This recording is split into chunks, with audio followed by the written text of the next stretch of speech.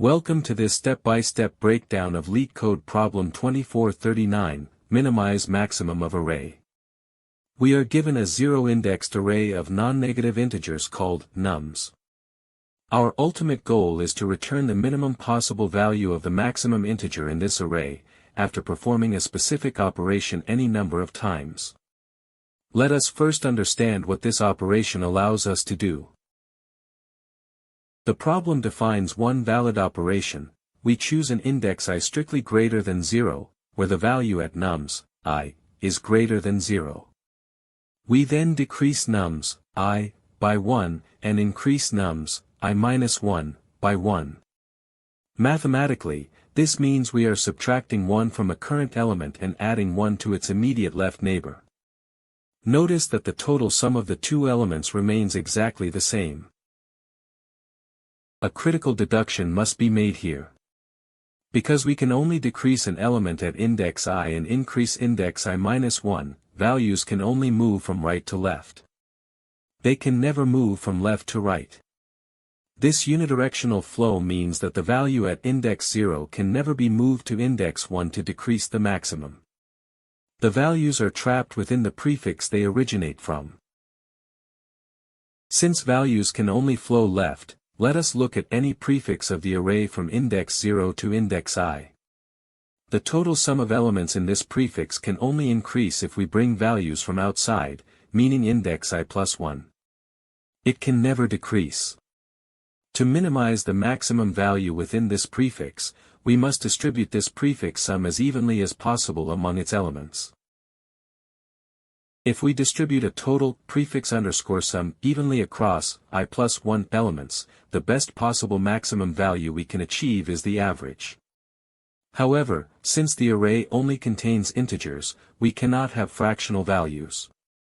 Therefore, the minimum possible maximum for this specific prefix will be the ceiling of the prefix sum divided by the number of elements, which is I plus 1. In programming, we calculate the ceiling of A divided by B using integer division with the formula, parenthesis A plus B minus 1, closed parenthesis, integer divided by B. Let us substitute our variables. A is the prefix underscore sum, and B is I plus 1. Substituting these in, we get prefix underscore sum plus I plus 1 minus 1, all integer divided by I plus 1. Now, let us simplify the numerator of our substituted formula. We have prefix underscore sum plus I plus 1 minus 1. The plus 1 and minus 1 cancel each other out perfectly. This leaves us with a highly simplified and elegant formula, parenthesis prefix underscore sum plus I, closed parenthesis, integer divided by I plus 1. This is exactly what we see in the provided code. Let us apply this rigorous logic to example 1, where the array, nums, is 3, 7, 1, 6. We initialize our running maximum, which we call ans, to 0. We also initialize our running prefix underscore sum to 0. We will now iterate through the array, calculating the optimal maximum for each prefix, and updating our global answer. Beginning our loop at index I equals 0, the current number is 3. We must first update our prefix sum. We add the current number to our running total. So, prefix underscore sum becomes 0 plus 3. Calculating this, our new prefix sum is exactly 3. This represents the total value in the prefix ending at index 0. Next, we calculate the required ceiling average for this prefix using our derived formula. We plug in our values, the prefix sum is 3, and I is 0. The formula becomes 3 plus 0, integer divided by 0 plus 1. This simplifies to 3 divided by 1, which is 3. We then update ans to be the maximum of its current value, 0, and our new average, 3. So, ans becomes 3. Moving to index I equals 1, the current number is 7. We update the prefix sum by adding 7 to our previous sum of 3. So, prefix underscore sum equals 3 plus 7. This yields a new prefix sum of 10. We now have a total value of 10 that can be distributed between index 0 and index 1. We calculate the ceiling average for this new prefix. Substituting our new values into the formula, we get 10 plus 1, integer divided by 1 plus 1. This simplifies to 11 integer divided by 2. Since 11 divided by 2 is 5.5, the integer division truncates the decimal, giving us 5. We update ANS by taking the maximum of the current ANS, which is 3, and 5.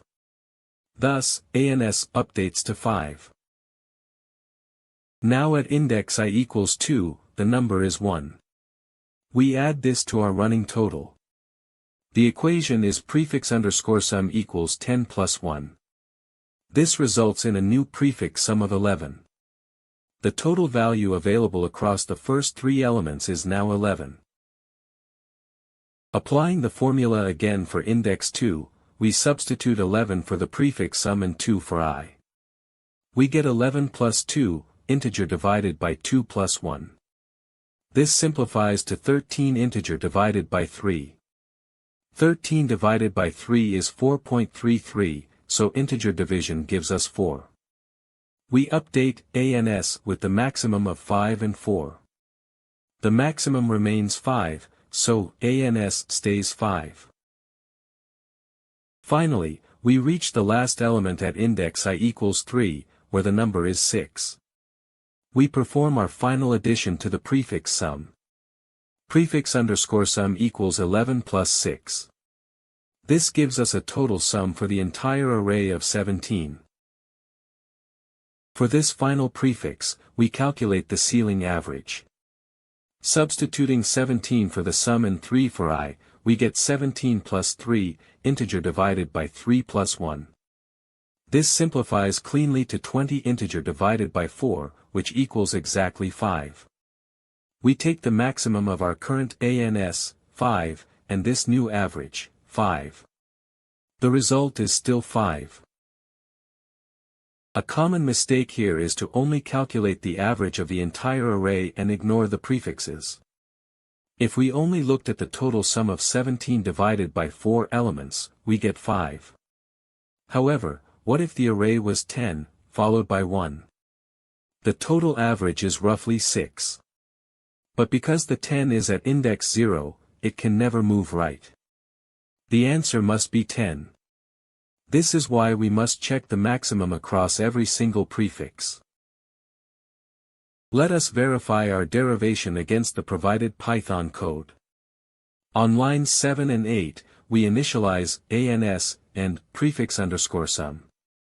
On line 10, the for loop uses enumerate to give us both the index I and the value number.